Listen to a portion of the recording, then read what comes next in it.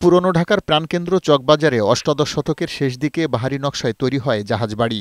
দোতলা এই বাড়িটি ঢাকার প্রথম বাণিজ্যিক ভবন হিসেবে বিবেচিত হতো।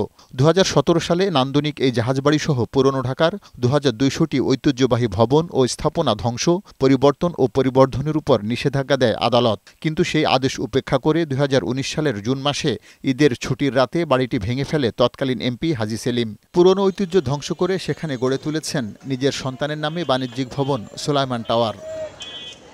অনুসন্ধানে জানা যায়, জাহাজবাড়ি ওয়াকফ সম্পত্তি হিসেবে স্থানীয়দের কাছে পরিচিত। এই ভবনের পজিশন কিনে কিংবা দোকান ভাড়া নিয়ে যারা ব্যবসা করতেন তারা ওয়াকফ প্রশাসকের কার্যালয়ে নিয়মিত ভাড়া দিতেন। কিন্তু হাজী সেলিম সেই সম্পত্তি নিজের কেনা দাবি করে পুরনো ব্যবসায়ীদের বিতাড়িত করে বহুতল ভবন গড়েছেন। এখানে আমরা জানতাম জায়গায় একটা জাহাজ বিল্ডিং ছিল। এই বিল্ডিং ভেঙে হাজী সেলিম এবং হাজী সেলিমের পোলা রাতারাতি এই জায়গা দখল করে এখানে বিশাল বিল্ডিং তৈরি করছে। ঈদে ছুটিতে গেলাম, আইসা দেখি ভেঙে ফেলাইছে, পরে উঠাইছে এই আর কি। আমরা দেখছি জাহাজ বিল্ডিং পরে সুলাইমান টাওয়ার হয়েছে। কাগজপত্রের কি বৈধ অবৈধ এটা আমাদের জানা নেই। স্থানীয় অনেক ব্যবসায়ীকে জায়গা লিখে দিতে হাজী সেলিম বাধ্য করেছেন বলেও অভিযোগ আছে। আসলে বড় বড় দোকান, একটা দোকানটা 4টা দোকান বানাইছে। আপনি হিসাব করেন এই দোকানটা 1.5 কোটি টাকা বেচছে। 4টা দোকান কত হয়? আর ব্যাটারি দিছে 5 লাখ। তাও কি করছে? এই যে এনে আছে পিস্তল, এনে আছে টাকা, কুন্ডালি বিল। আমার দোকান জাহাজ বাড়িতে ছিল, এই সামনের দোকানই ছিল, পুরা চকবাজার মানুষই জানে। আমার দোকান দিবে, এখন আমার দোকান দেয়নি। জানা গেছে, জাহাজবাড়ি ভেঙে নতুন গড়ে তোলা এই সুলাইমান টাওয়ারের প্রতি স্কোয়ার ফুট 2.5 থেকে 3 লাখ টাকা দরে ছোট ছোট কয়েকশো দোকান ব্যবসায়ীদের কাছে বিক্রি করেছে হাজী সেলিমের প্রতিষ্ঠান।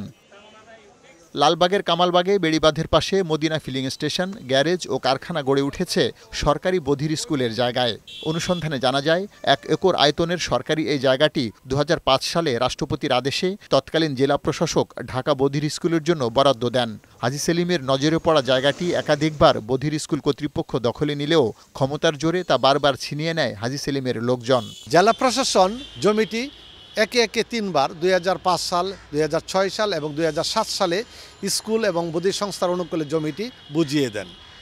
বুঝিয়ে দেওয়ার পরক্ষণেই ওখানকার স্থানীয় সাংসদ হাজী সেলিম সাহেব উনার দাবি করে জমিটি উনি দখল করে নেন। অ্যাডভোকেট তৈমুর আলম খন্দকার, আমার সন্দেহ হচ্ছে তার সাথে ওরা লিয়াজু করে এখন পর্যন্ত জায়গাটা ধরে রেখেছে। বধির স্কুলের জায়গা হাজী সেলিম দীর্ঘদিন যাবত দখল করে রাখছে।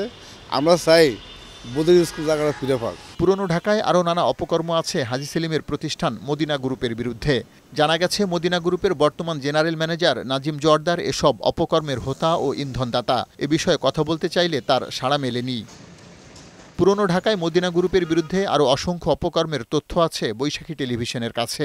এসব অপকর্মের বিষয়ে জেলা প্রশাসক জানান, ভুক্তভোগীরা অভিযোগ করলে ব্যবস্থা নেওয়া হবে।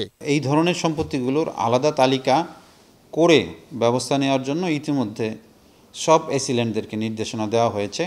বধির স্কুলকে অনুরোধ করব যে তারা তাদের কাগজপত্র সহ নির্দিষ্ট ফরম্যাটে যেন আমাদের কাছে আবেদন করে। সরকার পরিবর্তনের পর মদিনা গ্রুপের কিছু ব্যবসা প্রতিষ্ঠান পরিচালনার দায়িত্ব রাজনৈতিকভাবে বদল হয়েছে বলেও জানা গেছে। পার্থ রহমান, বৈশাখী সংবাদ, ঢাকা।